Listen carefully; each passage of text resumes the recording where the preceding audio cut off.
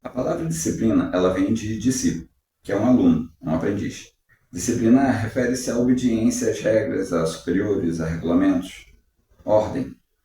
Ordem como na sequência de livros de uma biblioteca que está seguindo a ordem alfabética. Com os livros em ordem alfabética fica muito mais fácil você localizá-lo. Houve disciplina para organizar aquilo ali. Mas com frequência nós que nos chamamos cristãos, nós que nos chamamos de discípulos de Cristo, como discípulos daquele que disse que ele tenha vindo para que a gente tivesse vida em abundância, ainda que ele tenha dito que a gente ia ter aflição, mas que a gente não precisaria se preocupar, porque ele venceu o mundo e que nós somos discípulos, ainda assim, como cristão, com frequência a gente se vê sufocado com problemas relacionados à nossa família, problemas relacionados ao nosso casamento, aos nossos filhos, questões financeiras. São N problemas que a gente enfrenta que, francamente, nós como cristãos, a gente acaba manchando o nome do Senhor Deus, a gente acaba manchando o cristianismo com certa frequência e outras pessoas que não são da mesma fé, com frequência ficam se perguntando como é que esse crente tem uma vida assim tão torta, né? Já que a própria pessoa muitas vezes não tem. No vídeo de hoje eu quero propor a gente entender melhor a questão da disciplina na nossa vida, para que a gente possa vir, de fato, representar melhor ao Senhor Jesus e a gente fazer valer as palavras que ele disse, de que a gente teria vida e viria abundância, ainda que a gente vivesse num mundo onde fosse nos oferecer aflições.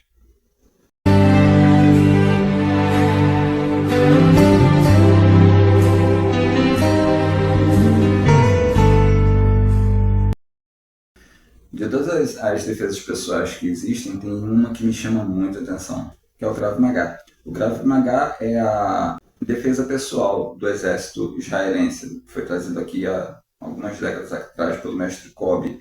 Ele conta um exemplo, ele dá um exemplo que é muito interessante sobre a eficácia do Krav Maga. Ele conta que ele estava num ônibus, à direita dele havia um rapazinho, um adolescente talvez, e de repente o colega desse daqui apareceu falando alguma coisa com ele, ele só soube rir porque ele não falava português, e não entendi o que ele estava dizendo até que o rapaz que estava do lado de cá, em pé, apontou uma arma para ele. Sendo que aí vem a mágica da coisa.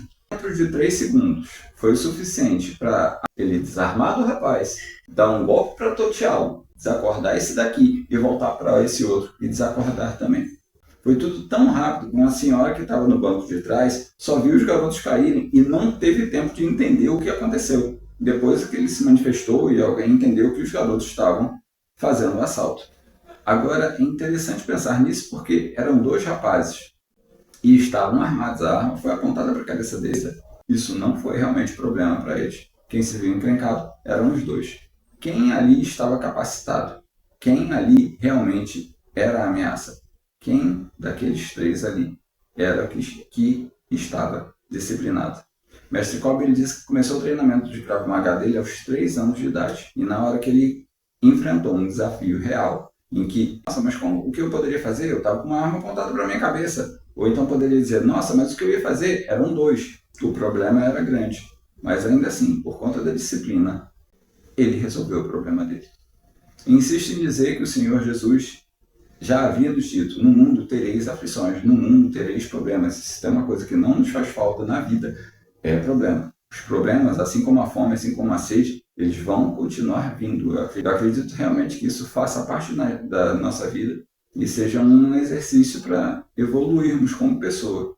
Mas com frequência nós, como discípulos do Senhor Jesus, não temos tido tanto sucesso assim, pelo menos não na maioria, como nós poderíamos ter. E onde entra a disciplina aqui? Quando nós vamos para o livro de Provérbios, a gente pode encontrar Salomão dizendo assim: o temor do Senhor é o princípio do conhecimento, sendo que os insensatos desprezam sabedoria e disciplina. Então, logo no início diz, quer aprender a conhecer as coisas, quer aprender a ter conhecimento do que é vida, do que é viver a vida, para início de conversa, respeita aquele que criou a vida. Mas aqui diz que o insensato, ele com frequência, o normal dele, na verdade, é deixar a sabedoria e a disciplina para lá. Já quando nós lemos em Provérbios 23, vai estar escrito assim: compre a verdade Não venda. Compra a sabedoria, a instrução e o entendimento. É interessante que essa palavra verdade aqui, no original grego, emet, verdade significa certeza. Salomão está dizendo que a verdade, se a gente pensar bem, a verdade em si, ela é uma certeza. Ela traz constância imutável e ela é fiel. É como tentar socar uma rocha que com certeza não vai sair do lugar, não vai mudar e ela vai se tornar ali implacável, plenamente firme. E ele diz: compre, dê valor, invista na verdade.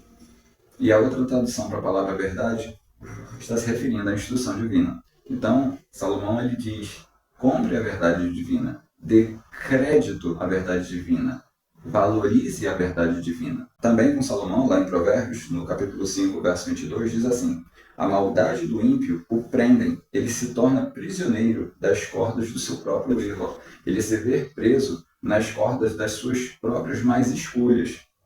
Certamente morrerá por falta de disciplina. Andará cambaleando por causa da sua muita insensatez. Quando chega aqui nessa parte de cambaleando, eu penso numa pessoa que está bêbada, embriagada, não consegue andar em linha reta, não consegue fluidez no seu caminhar, anda para um lado e para o outro, à beira de cair, à beira de se machucar, vai acabar morrendo, não por conta de um erro, não por conta de dois erros. Nós somos falíveis, a gente vai errar, né? Em algum momento nós vamos errar. Não é sobre isso que nós estamos tratando. Não estamos falando aqui sobre nunca falharmos. Mas se a gente tem uma vida de ímpio, se a gente tem uma vida incorreta, se a gente não é pautado com boas escolhas, se nós não somos pautados no que é verdade, no que é fiel, no que é constante, no que dá certo, se a gente não se pautar ali naquela verdade, a gente vai acabar morrendo. E aqui nesse caso, a gente pode até pensar na vida física, perder a vida física, né? Morrer de fato, ser enterrado e tal.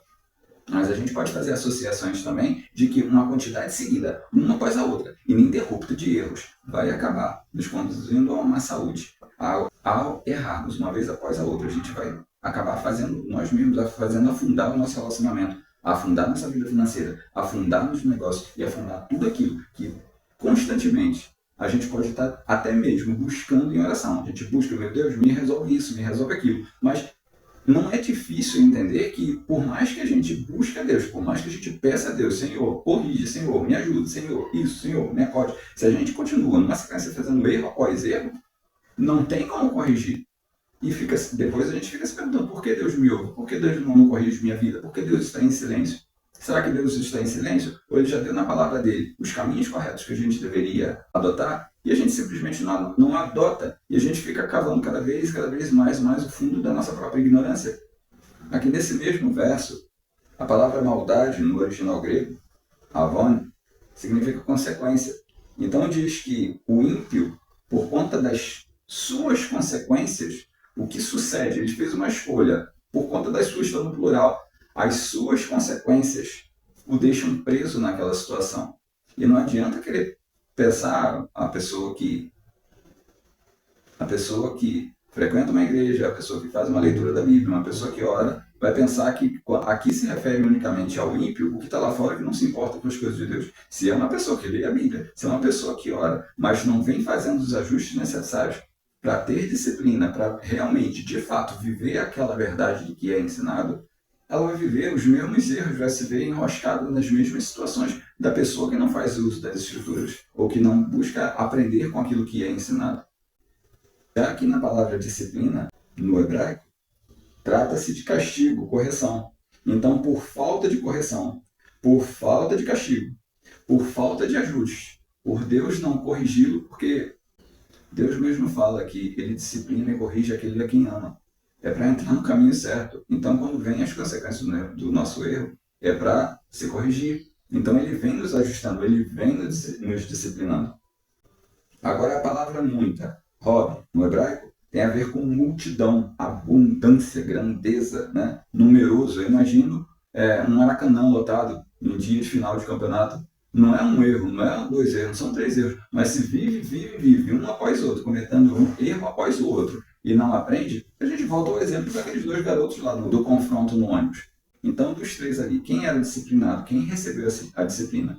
Naquele caso, ele poderia orar a Deus para livrá-lo? Lógico, eu não estou dizendo que Deus não nos livra de certas situações, mas, francamente, eu não creio que Deus espera, com base no que a gente lê aqui, que a gente vá vivendo a nossa vida de qualquer jeito, sem aprender a fazer as devidas correções. Eu não consigo pensar dessa forma. O que eu consigo entender é que, se nós somos discípulos e há algo nas Escrituras que nos ensina, a gente tem que, através das nossas correções, através dos nossos erros, através das nossas falhas, buscar na palavra, buscar no que é ensinado ali nas Escrituras e, de fato, viver como discípulo e ir se corrigindo e fazendo os devidos ajustes, os devidos acertos. Se a minha família está com problemas, se é o meu filho, se sou eu mesmo, se eu estou com alguma doença, o que eu preciso fazer para corrigir? Se eu estou tendo um problema no relacionamento com minha namorada ou com minha esposa, onde eu estou falhando, o que eu posso corrigir? Eu tenho que descobrir também se eu tenho que estar ali naquele relacionamento. Se o problema está sendo com o meu filho, eu realmente sei resolver aquela questão, eu consigo ajudar meu filho? Qual outra saída? Apenas ficar na oração, mas Deus não tem solução na sua palavra para aquelas devidas correções. E com frequência o que eu percebo é orar por um assunto e não agir em prol dele, entrar em ação, a nossa parte, e ficar esperando que haja mudança, não faz muito sentido para mim. Faz para você? Eu trabalhava para alguém e optei trabalhar por conta própria. Era bem mais interessante. Só que eu descobri ali que havia uma boa notícia e havia uma má notícia. A boa notícia é que eu não ia ter mais patrão. A má notícia é que eu não ia ter mais patrão. Antes havia alguém que me cobrava. Antes havia alguém que me mantinha dali. Antes havia alguém que, se eu não chegasse no horário e não cumprisse meus afazeres ali no serviço, eu ia ser mandado embora, eu ia perder meu salário. A partir do momento que eu perdi alguém, meu patrão no caso, para me cobrar essa disciplina e agir de forma correta na empresa dele, eu fiquei mais relaxado. Eu não tinha mais ninguém me cobrando para cumprir horários, eu não tinha mais ninguém me cobrando para cumprir tarefas. Tudo bom demais, né? Livre de mudanças, eu era meu próprio patrão, sonho de todo mundo. Só que não foi difícil me deparar com a realidade de que, ao não cumprir minhas tarefas em relação ao trabalho, ao não cumprir os meus horários, ao não cumprir minhas métricas, ao não cumprir as minhas metas, as consequências financeiras elas viriam. Foi só depois que, embora eu estivesse cego e até cambaleando, como aquele ímpio que o verso havia falado, é que eu me dei conta que a minha vida financeira estava despencando. Eu levei tempo até entender isso. E só depois que eu me atinei para, ei, o que você está fazendo da sua vida? Você quer passar a semana inteira indisciplinada dessa forma, sem cumprir suas tarefas, como você cumpria no seu trabalho, e ainda assim você quer se recompensar com filme no final de semana, com videogame no final de semana, com DVD e curtição? Não pode, não é dessa maneira. A partir do momento que eu comecei a me disciplinar, a me cobrar para cumprir as minhas tarefas, aí as coisas mudaram de figura. Então, da mesma forma, como eu espero ter um relacionamento de qualidade, se eu falho aqui, ali e acolá com a minha esposa, minha namorada, na minha família, e vou continuar orando a Deus para que Ele corrija, não tem cabimento.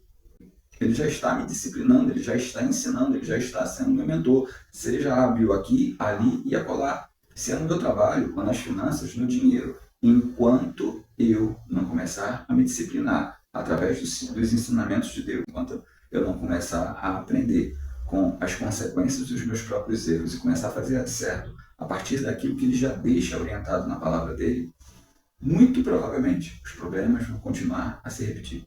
Em relação ao tempo mesmo, se eu não dedico tempo a conhecer as Escrituras, se eu não dedico tempo a orar, pedindo a Deus de me orienta, me faça enxergar, se eu não dedico tempo a esse meu relacionamento, como eu vou aprender o que é certo, o que Ele orienta para a minha vida? As orientações de Deus são sempre para o melhor para a nossa vida, são sempre para a gente aprender a lidar com as adversidades que a gente enfrenta e às vezes as próprias consequências dos problemas que nós mesmos criamos. Mas a partir do momento que a gente entra em harmonia com Deus, a partir do momento que nós entramos em diálogo com Deus, através de oração, leitura da palavra, para aprender de fato a fazer o que é certo, Deus consegue, através da sua palavra, através do Espírito Santo, através da influência, da vivência com Ele, a corrigir os problemas da nossa vida. Então, minha sugestão aqui é tornar-se discípulo de Deus verdadeiramente, buscar Ele e na palavra como eu corrijo essa situação. Porque eu verdadeiramente acredito que Ele espere que a gente seja verdadeiros discípulos e verdadeiros representantes dele aqui na Terra. Então, quando a gente fala que não tem tempo para Deus, que a gente não consegue separar tempo para Deus, não é difícil a gente encontrar as consequências dessa suposta falta de tempo. Na verdade, todos nós, cada um de nós temos 24 horas para usar. São 1.440 minutos disponíveis. O que nós vamos fazer com cada um desses minutos da nossa vida fica a nosso critério. para que a gente possa fazer o devido uso racional do nosso tempo. Parte desse tempo conversando com ele, aprendendo nas escrituras, aprendendo a viver, sendo verdadeiramente discípulos, verdadeiramente representando a ele, para ele então a gente conseguir ter uma fluidez. O que eu vou fazer com o meu tempo, se eu vou ver novela, se eu vou ver filmes, se eu vou ficar conversando com os meus colegas, se eu vou dar atenção à minha família, se eu vou dar atenção ao meu trabalho, se eu vou fazer uso desse tempo para os meus cuidados pessoais, é ao meu critério, mas que há necessidade de separar tempo para Deus e não somente conversar com Ele pedindo ajuda, mas também esclarecimento para aprender como lidar com aquela situação e viver como discípulo verdadeiro. Isso é muito mais do que necessário. É necessário separar tempo para essa vida devocional com Deus, para que haja compreensão, para que através da oração Ele possa nos ensinar aquilo que é certo e assim a gente possa ser disciplinado. Essa é uma pergunta muito, muito importante. Como a gente vai distribuir o nosso tempo? A gente vive como discípulo mesmo. Mestre Kobe aprendeu a arte marcial dele aos 3 anos de idade. Alguém veio ensinando a ele cada golpe. Ele já foi faixa branca, veio evoluindo, até dar conta daqueles problemas ali com total fluidez, sem grandes dificuldades. O Senhor Jesus diz: buscar em primeiro lugar o reino dos céus e a sua justiça. As outras coisas vêm na sequência. As outras coisas vão ser acrescentadas. Mas é imperativo que a gente consiga separar tempo e priorizar. Poder estar em oração com Deus e buscar as suas respostas nas Escrituras para uma vida mais fluida, tanto para nós como para os outros também. Lá em Gênesis 17, verso 27, diz assim: tendo se levantado Abraão de madrugada, foi para o lugar onde estivera na presença do Senhor. De madrugada, a primeira coisa que fez ao acordar, buscar a Deus, separar tempo para estar com Ele, buscar resposta, disciplina é mais do que necessário. É imperativo para a nossa vida se tornar verdadeiro discípulo do Senhor Deus. Para ser verdadeiro discípulo, é necessário passar tempo com Deus. É necessário compreender, através de oração e estudo da palavra, como viver a nossa vida. Ele tem todas as orientações. E você, o que acha disso tudo que foi dito? Você concorda? Você discorda?